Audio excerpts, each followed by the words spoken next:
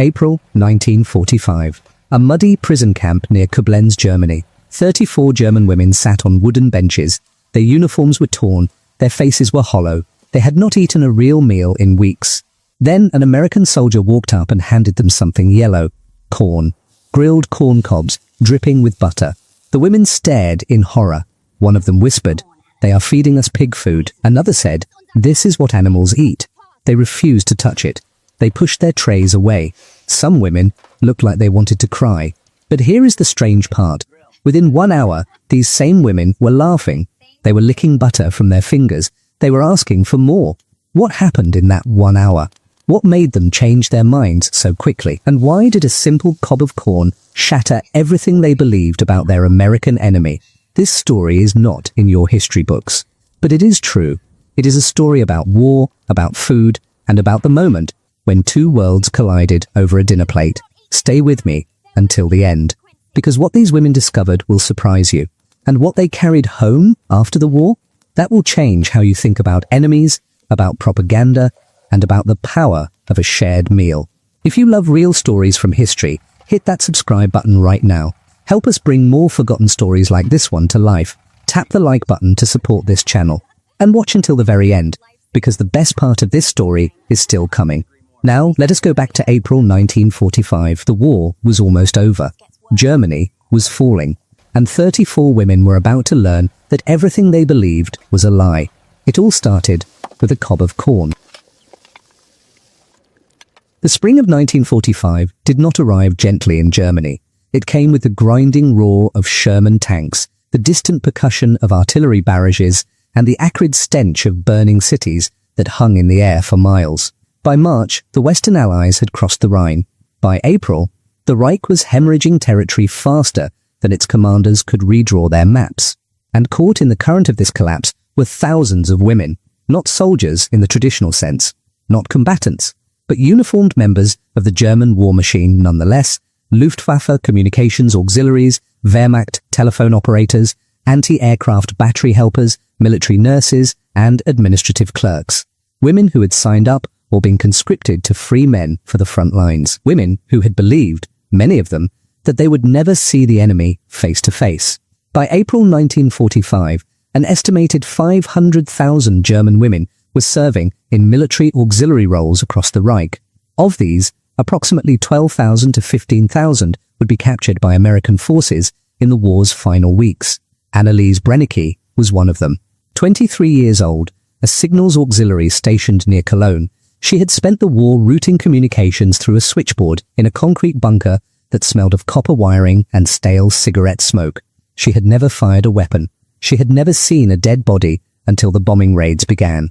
On April 7th, her unit received orders to retreat eastward. By April 9th, those orders were meaningless. American infantry had encircled their position. Anneliese and 33 other women surrendered in a muddy farmyard, their hands raised, their grey-blue auxiliary uniforms splattered with the filth of roads they had walked for 3 days straight. "I thought they would shoot us," she would later recall in a 1987 interview with the German oral history project Stimmen der Kriegsgeneration. That is what we had been told, that the Americans were barbarians, that they would not spare women. They were not shot. Instead, a young American sergeant with a drawling accent she could not place, Staff Sergeant Virgil Thibodeau, a Cajun from Lafayette, Louisiana, gestured for them to sit beside a hedgerow while his men secured the farmhouse. He offered them water from his own canteen. Anneliese noticed his hands were steady, his voice calm. There was no malice in his eyes. The paradox struck her immediately. This was the enemy? This soft-spoken man who smelled of tobacco and machine oil, who handed out canteens as if they were guests rather than prisoners? Elsewhere across the collapsing front, similar scenes unfolded. Waltraud Pfeiffer, Troudy to her friends, was captured near Aachen. A sharp-tongued telephone operator from Berlin, she had spent the final weeks of the war convinced that surrender meant execution. When American soldiers instead handed her a blanket and a tin cup of coffee, she wept. She could not understand it. Elfried Latterman, 19 years old, an anti-aircraft helper who had spent months cranking rangefinders while bombers droned overhead, was captured outside Frankfurt. She weighed barely 90 pounds. She had not eaten a full meal in 11 days. When the Americans loaded her onto a truck bound for a transit camp, she was too weak to climb the tailgate. A black American soldier, technician 5th grade Woodrow Pettigrew, lifted her up as gently as if she were his own sister. I did not know what to feel, Elfriede later wrote in a letter to her niece, decades after the war. Gratitude? Shame? I had been taught to hate these people, and here one was, carrying me. The women were transported to temporary processing camps, former Wehrmacht barracks, requisitioned schools, fenced compounds in liberated towns. The camps were crowded, chaotic, and smelled of rain-soaked canvas and disinfectant. But they were not death camps. They were not starvation camps. They were holding facilities run by an army that had supply lines stretching back across the Atlantic Ocean. And those supply lines carried things the German women had not seen in years. Coffee, sugar, flour, powdered eggs, tinned meat, and corn. Bright, golden, American corn. The women did not know it yet, but what awaited them at the American field kitchens would challenge everything they had been taught about their captors, and about themselves. The German women had no idea what fed them. They saw only the end result. Hot meals served 3 times a day, fresh bread. Real coffee, not the bitter acorn substitutes they had choked down for years. Meat that was not horse meat or mystery rations, stamped with codes they could not read.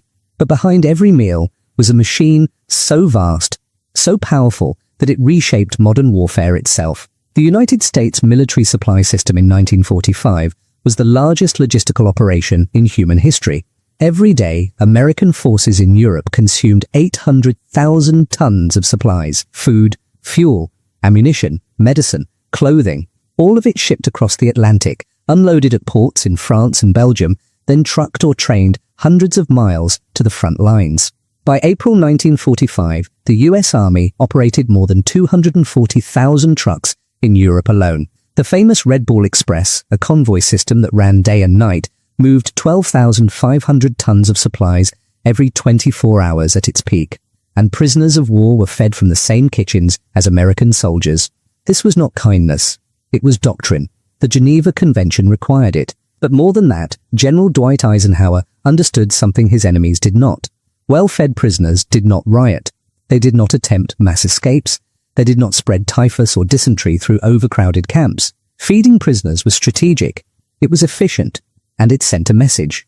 Corporal Emmett Lindqvist, a Swedish-American supply clerk from Minnesota, wrote home to his wife in late April 1945. His letter, preserved in the Minnesota Historical Society archives, described the scene at a transit camp near Koblenz. We unloaded 6 truckloads of rations today, canned beef, powdered milk, flour, coffee, sugar, and 200 crates of Iowa corn. The German prisoners stared like we had delivered gold bars. One of their officers asked me if this was food for the guards. I told him no. It's for everyone. He did not believe me. The field kitchens operated like assembly lines. Private First Class Lester Szymanski, a Nebraska farm boy assigned to the 3rd Armored Division's mess unit, worked 14-hour shifts. He and his crew could feed 1,200 men in under 2 hours. Breakfast was powdered eggs, toast, coffee, and canned fruit. Lunch was stew or hash. Dinner was meat, potatoes, vegetables, and bread. And the German POWs received the same rations. Not smaller portions, not leftovers. The same food, cooked in the same pots, served on the same tin trays. For women like Renate Stahlberg, a military nurse who had spent the final year of the war treating wounded soldiers in hospitals with no morphine, no bandages, and no heat, the abundance was impossible to process. She had watched men die from infected wounds because there was no penicillin. She had boiled and reused surgical thread until it frayed. She had scrubbed bloodstains from her only uniform in freezing water because there were no replacements. And now, sitting on a bench in an American POW camp, she was handed a metal tray with beef stew, white bread, canned peaches, and coffee with real sugar.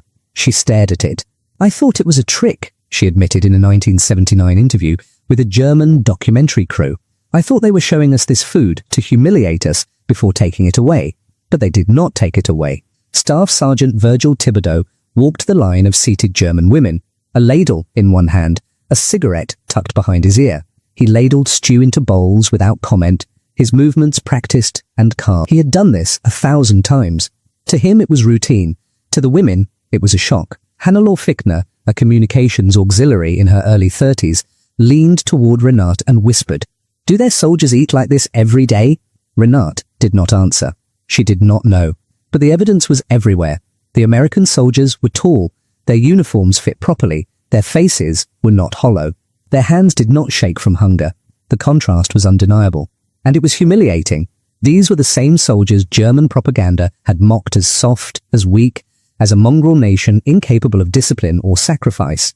Yet here they stood, well-fed and well-supplied, while the so-called master race sat in muddy camps, starving and defeated. The abundance itself became a weapon. Not bullets or bombs, but butter and bread. The sheer scale of American production overwhelmed the senses. It dismantled certainty. It raised questions the women had been forbidden to ask. If America could feed its prisoners this well, what did that say about Germany's claims of superiority? If the enemy was this strong, this organized, this humane, what did that say about the war itself? Ottilie Drexler, an administrative clerk who had once filed reports in a spotless Wehrmacht office in Munich, sat with her tray untouched. She had believed in the Reich. She had believed in the Freres' promises. She had believed Germany would win. Now she believed nothing. The food sat before her, steaming in the cool April air, and she understood, for the first time, that everything she had been told was a lie. What came next would make that realization even sharper. The next evening, the women lined up for dinner, as they had the night before. The routine had become familiar. Stand in line, take a tray, move past the serving station, sit on the long wooden benches, eat in silence while American soldiers watched from a respectful distance. But tonight, something was different. As Anneliese Brennecke reached the front of the line, she froze. On the serving table, piled high on metal trays, were dozens of bright yellow corn cobs. Each one was grilled, charred black in spots, glistening with melted butter. Steam rose from them in the cool evening air.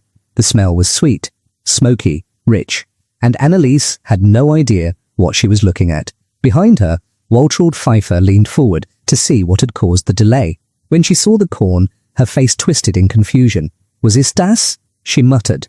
"What is that?" Private Delbert Martinelli, a cheerful Italian-American from Brooklyn, grinned and held up a cob.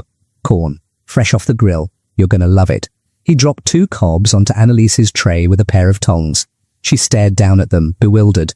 Waltraud took her tray and moved down the line. When she sat down, she leaned toward Renate Stahlberg and whispered urgently, "They are feeding us Tierfutter, animal feed." The word spread through the group like wildfire. Tierfutter, Schweinefutter, Wehrfutter, pig food, livestock feed. Elfriede Latterman looked at the corn on her tray and felt her stomach turn. She had grown up on a farm outside Dresden. She knew exactly what corn was. Her family had grown it every summer, not to eat, but to chop into silage and feed to the pigs and cattle. Corn was not human food. It was coarse. It was cheap. It was what you gave to animals when you had nothing better. And now the Americans were serving it to them as a meal. Hannelore Fichtner held her cob by the very tip, as if it might contaminate her fingers. She turned it slowly, inspecting the kernels, the char marks, the melted fat dripping onto her tray. "Why are they doing this?" she whispered. "Are they mocking us?" Ottilie Drexler, the former administrative clerk, shook her head slowly. Her voice was bitter. "They think we are animals. That is why." The cultural divide was absolute.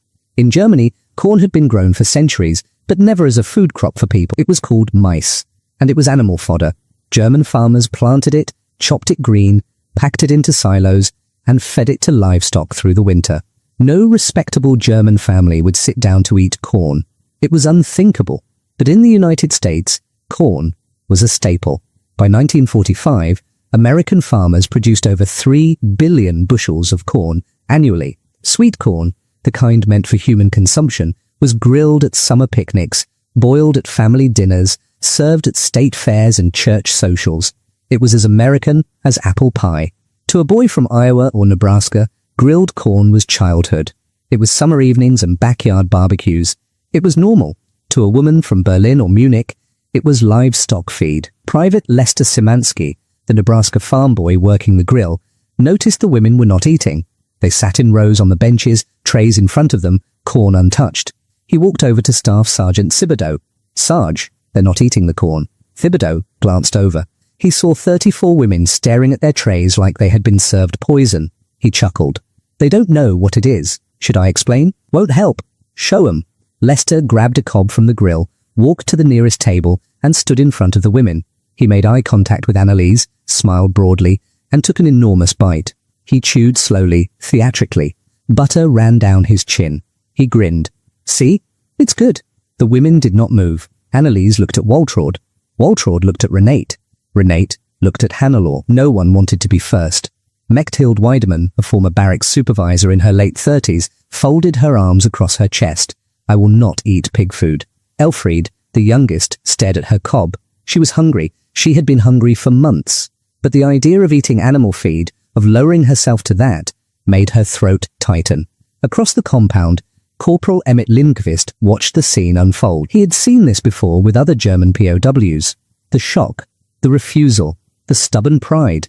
He pulled out his notebook and wrote a single line. They think we are feeding them livestock rations. They have no idea this is what we eat at home. The corn sat on the trays, cooling in the evening air. The butter began to congeal. The char marks no longer steamed. And still, no one took a bite. The American soldiers exchanged glances. Thibodeau shrugged. Leave 'em be. They'll eat when they're hungry enough. But hunger alone would not be enough to cross this divide. What it would take was something simpler, something human, curiosity. The evening air grew cooler. Shadows stretched across the camp as the sun dropped behind the tree line. The women sat on rough wooden benches, their metal trays before them, the yellow corn cobs growing cold. Nobody moved to eat. Anneliese Brennecke held her tray on her lap. She could feel the warmth fading from the corn. The butter had begun to harden into pale streaks across the kernels. The smoky smell still drifted up to her nose, sweet and unfamiliar. She was hungry, desperately hungry. For months, she had survived on watered-down soup, stale bread, and whatever scraps she could find. She had eaten turnips so rotten they made her gag. She had chewed on dried peas until her jaw ached. She had gone days without anything solid in her stomach. And now, real food sat in front of her. But it was corn, animal feed, pig food. Around her, the other women whispered in German. Waltraud Pfeiffer shook her head in disgust. I would rather starve. Mechthild Weidemann pushed her tray away. This is an insult. Ottilie Drexler stared at her corn with cold eyes. They are treating us like livestock. Only Elfriede Lattermann said nothing. She was too hungry to speak, too hungry to care about dignity. She stared at the corn like a starving dog staring at a bone. Across the compound, the American soldiers finished their own meals. They ate the same corn, the same rations, with no hesitation. Private Lester Szymanski gnawed on a cob while laughing at something Private Martinelli said. Staff Sergeant Thibodeau wiped butter from his chin with the back of his hand. They were not pretending. They genuinely enjoyed this food. Anneliese watched them carefully. She thought about the war, about the speeches, about everything she had been told. Germans were the master race. Americans were primitive, uncultured, inferior. They were mongrels who ate garbage and could not build a civilization. Yet here they were, strong, healthy, well-fed. And here she was, starving, defeated, sitting in the mud. Who was inferior now? The question burned in her mind. She looked down at the corn again. The kernels gleamed in the fading light. The char marks from the grill made patterns across the surface. It did not look like animal feed. It looked like food. Real food. Her stomach growled loudly. Waltraud glanced at her. Anneliese made a decision. She picked up the cob. It was heavier than she expected, slippery with butter. She brought it to her lips. Then she stopped. What if she was wrong? What if it tasted like cattle feed? What if the others laughed at her? She thought about her grandmother, who had taught her that corn was not fit for people. She thought about her mother, who would have been horrified to see her daughter eating from a pig trough. But her grandmother was not here. Her mother was not here. Only hunger was here. Anneliese closed her eyes and bit down. The taste exploded across her tongue. Sweetness. Rich, natural sweetness unlike anything she had experienced in years. The kernels were tender and juicy, bursting with flavor as she chewed. The butter added a creamy richness. The char from the grill gave it a smoky depth that made her mouth water for more. Her eyes flew open. This was not pig food. This was delicious. She took another bite, bigger this time. Then another. She could not stop herself. Waltraud was staring at her. What are you doing? Anneliese did not answer. She kept eating. Waltraud watched for a long moment. Then, slowly, she picked up her own cob. She sniffed it suspiciously. She touched her tongue to a single kernel. Her eyebrows rose. She took a real bite. Chewed. Swallowed. Mein Gott, she whispered. My God. Within seconds, others followed. Elfriede grabbed her corn and devoured it like she had not eaten in months. Renate Stahlberg took careful, measured bites, savoring each one. Hannelore Fichtner ate with tears running down her cheeks, tears of relief, of exhaustion, of shame. Even Mechthild Wiedemann, who had pushed her tray away, quietly pulled it back and began to eat. Only Ottilie Drexler hesitated. She watched the others for a full minute. Then, without expression, she lifted her corn and bit into it. Her face did not change, but she finished both cobs without stopping. The compound fell quiet except for the sound of chewing. Private Martinelli nudged Lester Szymanski. "Hey, look, they're eating it." Lester grinned. "Told you they would." Staff Sergeant Thibodeau lit a cigarette and watched the scene with quiet satisfaction. Same thing happened with the last group. Germans always think corn is for pigs. Then they taste it. He exhaled smoke into the evening air. "Give 'em an hour. They'll be asking for seconds." He was right. Before the sun fully set, Elfriede walked back to the serving line. She held her empty tray and pointed at the remaining corn. Her eyes asked the question her words could not. Private Martinelli loaded 2 more cobs onto her tray. "Eat up, sweetheart. There's plenty." She nodded gratefully and returned to her seat. Anneliese watched her go. She looked down at her own empty tray, her fingers sticky with butter. For the first time in weeks, her stomach was full. For the first time in months, she felt something like hope. A simple cob of corn had done what no speech, no order, no propaganda could do. It had begun to change her mind about the enemy. The days that followed were different. Something had shifted in the camp. It was not obvious. The barbed wire still stood. The guards still patrolled. The women were still prisoners. But the tension had eased. Meals became moments of quiet connection. The women no longer approached the serving line with fear or suspicion. They came with empty trays and left with full stomachs. Some even nodded at the American cooks. A few attempted small words in broken English. "Thank you, good. More, please." The Americans responded with smiles and extra portions. Corporal Emmett Lindqvist noticed the change first. He had been stationed at POW camps before, processing captured Wehrmacht soldiers and SS officers. Those men had been sullen, hostile, defiant even in defeat. These women were different. They were tired. They were broken, but they were not angry. Lindqvist wrote in his journal on April 20th, 1945, "The German women have stopped treating us like enemies. I do not know when it happened exactly. Maybe it was the corn. Maybe it was the coffee. But something changed. Yesterday, one of them asked me about my family. She wanted to know if I had children. I showed her a photograph of my son. She smiled and said he looked healthy. That was all. But it felt like something important. Food became a language both sides could speak. Staff Sergeant Virgil Thibodeau understood this instinctively. He had grown up in Louisiana, where meals were sacred. His mother had taught him that you could learn more about a person over a bowl of gumbo than through 100 conversations. He applied this wisdom to the camp. When new supplies arrived, he made sure the German women saw them being unloaded. Crates of vegetables, sacks of flour, tins of meat, bags of real coffee beans. He wanted them to understand that this abundance was not temporary. It was constant. It was American. One afternoon, Anneliese Brainicke approached the field kitchen during preparation time. She stood at a respectful distance, watching Private Lester Szymanski work the grill. Lester noticed her and waved her closer. She hesitated, then walked over. He pointed at the corn lined up beside the grill, then at the fire, then made a rotating gesture with his hand. She understood. He was offering to teach her. For the next hour, Anneliese learned how to grill corn the American way. Lester showed her how to turn the cob slowly, how to watch for the kernels to blister, how to brush on butter at the right moment. She burned her first cob. Lester laughed and handed her another. By the third try, she had it right. When she bit into her own creation, she smiled. A real smile, unguarded and genuine. Lester grinned back. See, easy. She did not understand the word, but she understood the meaning. Similar scenes played out across the camp. Renate Stahlberg, the military nurse, began helping organize meal distribution. Her medical training had taught her efficiency and order. She brought those skills to the serving line, arranging trays, managing portions, keeping things moving smoothly. Staff Sergeant Thibodeau was impressed. Within a week, he had given her unofficial authority over the process. Mechthild Wiedemann, the former barracks supervisor, took charge of cleanup. She organized the other women into work groups, assigning tasks, enforcing standards.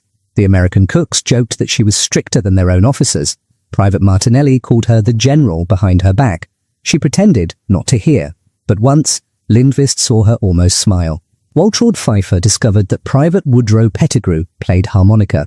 One evening after dinner, He sat on an empty crate and played a slow blues melody. The sound drifted across the camp, mournful and beautiful. Waltraud listened from her bench. When he finished, she clapped softly. Pettigrew looked up, surprised. He nodded at her and played another song. After that, the evening concerts became routine. Women gathered near the kitchen tent after meals, listening quietly as Pettigrew played. Sometimes the American soldiers joined them. Sometimes everyone just sat in silence, sharing the music. For those few minutes, the war felt far away. Hannelore Fichtner later wrote about these evenings in a letter to her daughter. Decades after the war ended, there was a black American soldier who played the harmonica. I did not know his name then. We were not supposed to speak to each other. But every night, he played for us. Sad songs, beautiful songs.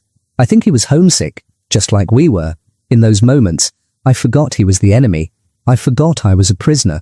We were just people, listening to music together. The propaganda had said Americans were cruel. The propaganda had said they were uncivilized. The propaganda had said they would show no mercy. But the evidence was in front of the women every day. Hot meals, clean water, medical care, music, humanity. Ottilie Drexler, who had once believed every word the Reich told her, sat alone one evening and wrote a single sentence in her notebook. Everything I was taught was wrong. She underlined it twice. The corn had been the beginning, but the truth went deeper than food. These women were learning that their enemy was not a monster. Their enemy was human, and that realization would stay with them long after the war ended. The war in Europe ended on May 8, 1945. Germany surrendered. The guns fell silent. The killing stopped. But for the women in the transit camp near Koblenz, liberation did not come immediately. They remained prisoners for several more weeks while the Allies sorted through millions of displaced people, refugees, and captured soldiers. During this time, the routines continued. Meals were served, corn was grilled, coffee was poured. The women worked alongside the American cooks, helping where they could, filling the empty hours with useful tasks. Then, in late May, orders came. The women would be transferred to British and French custody for final processing. From there, they would be released to return home. Home. The word felt strange now. What home? Germany lay in ruins, cities that had stood for sieved. Many families did not believe them at first. The propaganda had been too strong. The lies had gone too deep. But the women insisted. I was there, Renate Stolberg told her brother when he questioned her story. I saw it with my own eyes. I ate their food. I worked in their kitchen. They treated us like human beings. Slowly, the truth spread. American occupation forces distributed food aid throughout their zone. They brought in supplies, rebuilt infrastructure, and fed millions of starving Germans through the winter of 1945-46. The corn kept coming, and Germans began to eat it. By the 1950s, sweet corn had become an accepted food in West Germany. Farmers began growing it for human consumption. Supermarkets stocked canned corn from America. Recipes appeared in German cookbooks. The change was slow, but it was real. In 1987, a German oral history project called Stimmen der Kriegsgeneration interviewed elderly women about their wartime experiences. Several of them had been held in American POW camps. Almost all of them mentioned the corn. Anneliese Brennecke-Sauer, now 75 years old, laughed when the interviewer asked about it. We thought they were mocking us, she said. We thought it was animal food, and then we tasted it. She paused, her eyes distant. That was the moment I knew we had been lied to. About everything. If they had lied about something as simple as corn, what else had they lied about? She smiled, sadly. The answer, of course, was everything. The story of German POW women and American corn is small in the vast history of World War II. It does not appear in most textbooks. It did not change the outcome of any battle. But it changed minds. It challenged beliefs. It planted seeds of understanding between enemies. Sometimes, history turns on grand events, invasions, treaties, the fall of empires. But sometimes, it turns on something smaller. A shared meal. A moment of kindness. A single bite of corn. In the end, America's greatest weapon was not its tanks or its bombers. It was its abundance, and its willingness to share it even with those who had been taught to hate. The German women who were captured in 1945 expected cruelty. They received corn. They expected starvation. They received centuries were piles of rubble. Factories were destroyed. Farms were abandoned. Millions of people wandered the roads, searching for family members, searching for shelter, searching for food. The Germany these women had left no longer existed. On the morning of their transfer, the women gathered their few belongings and lined up near the camp gate. American trucks waited to take them to the next processing center. Staff Sergeant Virgil Thibodeau stood by the gate, watching them prepare to leave. Anneliese Brennecke walked past him. She stopped. For a moment, they looked at each other. She did not know enough English to say what she felt. He did not know enough German to respond. But words were not necessary. She nodded. He nodded back. Then she climbed into the truck. Private Lester Szymanski handed out small packages to the women as they boarded. Each package contained a tin of meat, a chocolate bar, and 2 cobs of dried corn. For the road, he said, grinning. Most of the women took the packages with quiet thanks. Some clutched them tightly, as if holding something precious. Elfriede Latterman looked at her package and then at Lester. Her eyes were wet. Dank, she whispered. Thank you. He understood that word. You're welcome, kid. Take care of yourself. The trucks pulled away. The women watched the camp disappear behind them. None of them knew what awaited them in Germany, but all of them carried something with them. Memories. The journey home was long and difficult. The women passed through destroyed cities and burned villages. They saw bodies still lying in the streets. They saw children begging for food. They saw old men digging through rubble with their bare hands. This was the Germany that Hitler had promised would last 1,000 years. It had lasted 12. When Anneliese finally reached her hometown near Cologne, she found her family's apartment building destroyed. A British bomb had hit it in February. Her mother and younger sister had survived by hiding in the basement. Her father had not. She did not cry. She had no tears left. But that night, sitting in a temporary shelter with her mother, she told the story of the American camp. She described the food, the abundance, the kindness of the soldiers, and she told her mother about the corn. They grilled it over open flames, she said. It was sweet and soft, nothing like what we feed to pigs. It was delicious. Her mother listened in silence. I do not understand, her mother finally said. Why would they treat prisoners so well? Anneliese thought about Corporal Lindqvist's answer, because it was right.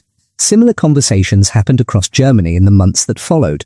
Women who had been held in American camps told their families what they had experienced. They described the rations, the medical care, the respect they had received. Abundance. They expected monsters. They found men, tired, homesick men who shared their food without hesitation. This was not propaganda. This was reality, and it shattered everything these women believed about their enemy. Decades later, when they told their grandchildren about the war, many of them remembered the same moment: the bright yellow cobs, the melted butter, the shock of sweetness on their tongues. They had been taught that Americans were primitive. They learned that Americans were generous. They had been taught that corn was for animals. They learned that it was delicious, and in learning these small truths, they began to unlearn the great lies. Sometimes peace does not begin with treaties or surrenders. Sometimes it begins with something simpler: a shared meal, an open hand, a single bite of corn.